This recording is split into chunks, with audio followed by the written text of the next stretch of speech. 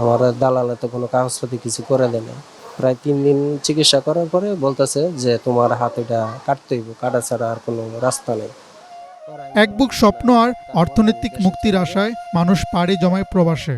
এ জীবন কারো সুখের, আবার কারো জন্য দুঃখের। দেশ থেকে মানুষ বিদেশ যায় পরিবার ও দেশের মানুষগুলোকে ভালো রাখার জন্য।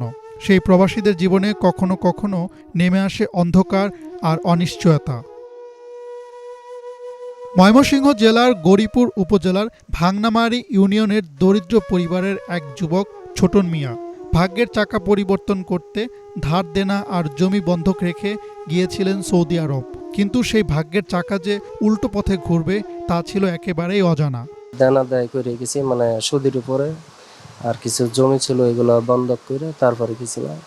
কিন্তু ওই দেশে যাওয়ার পরে মানে প্রায় 5 লাখ টাকার মতো খরচ হয়ে গেছে। যে দালালের মাধ্যমে গেছিলাম ওইটা দালালে ভুয়া ছিল। প্রায় 1 বছর আমাদেরকে এভাবে ঘুরাইছে দালালে। ঘোরানোর পরে দালালে বলতেছে যে আমার কিছু করা সম্ভব না, এখন তোমার নিঃস্বাধীনভাবে তুমি যেখানে ইচ্ছা ওইখানে চলে যেতে পারো। যদি পারো তুমি দেশে চলে যাও, আর নাইলে এখানে তোমার ইচ্ছা মতো কাজ করো, সমস্যা নেই। পরে আমি এক জায়গায় মানে ফিলিস্তিনি ওর দেশের পরে ওইখানে একজন আসিল, মানে ওর মাধ্যমে আমি পরে কাজে জয়েন দিছিলাম। ওইখানেই আমার এই অ্যাক্সিডেন্টটা হয়। ছোটন মিয়া দেশ ছেড়ে সৌদি আরব গিয়েই প্রথমে পড়েছিলেন দালাল নামক এক বেড়াজালের খপ্পরে। কয়েক মাস কষ্টের পর পেয়েছিলেন কৃষি জমিতে কাজের সুযোগ। কিন্তু সেই কাজ করতে গিয়ে মেশিনের ভিতর হাত ঢুকে যাওয়ায় জীবনে নেমে আসে এক অযাচিত দুর্যোগ। সকাল 5:30 বাজে আমার ওই দুর্ঘটনা ঘটে। ওর ওইখানে ওই মালিকের একটা বাস্তা ছিল, ওর মাধ্যমে আমি বলছি ওরে ডাক দিয়ে যে আমার মেডিকেল নিয়ে যাওয়ার জন্য। ওই পরে প্রাইভেট মেডিকেলে নিয়ে গেছিল। ওইখানে আমার হাতগুলো এক্সরে করাইছিল, ওইগুলো সব কিছু দেওয়ার পরে যে ওরা কিছু করতে পারবো না, তখন আমার সরকারি মেডিকেলে ট্রান্সফার করে দেয়। ওইখানে যাওয়ার পরে আমার কাগজপাতি সব কিছু চাইতেছে, তখন আমার কাছে কোনো কাগজপাতি নেই, কারণ আমি অবৈধ।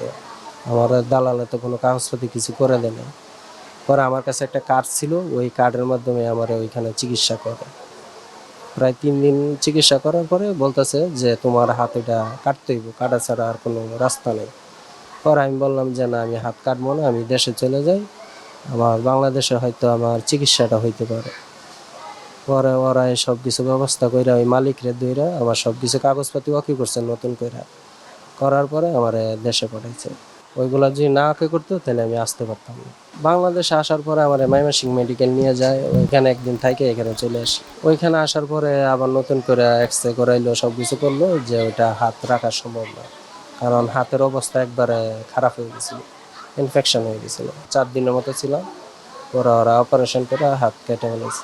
স্বপ্ন তো অনেক ছিল, কারণ হাতের কারণে তো আর ওইটা সম্ভব হয়নি। সৌদি আরব ও বাংলাদেশে ফিরে এসে বিভিন্ন হাসপাতালে ঘুরে ঘুরে কোনো সুখবর না পেয়ে ছোটন হারিয়ে ফেললেন নিজের একটি হাত।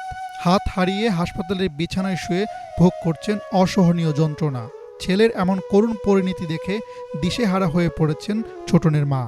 গেছিলাম ময়মনসিং, বাদে ময়মনসিং আমার ছেলে অস্থির, ও আমার এনে করুন যেত না চিকিৎসা, আমি জানগা ঢাকা, বাদে লই আইছি ঢাকা।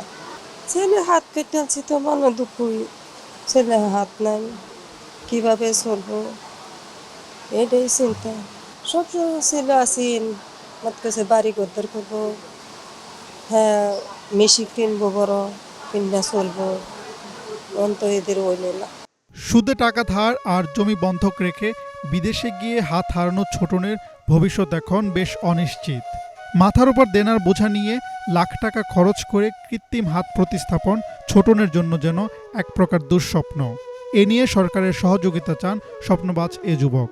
আমার ভবিষ্যৎ তো সব অন্ধকার হয়ে গেছে। হাতটা মানে লাগানোর জন্য এগুলা যদি একটু হেল্প করে তাহলে হয়তো আমার জন্য ভালো হয়। প্রবাসী আয় বা রেমিটেন্স আজকের বিশ্বে উন্নয়নশীল অর্থনীতির জন্য এক অপরিহার্য চালিকা শক্তি।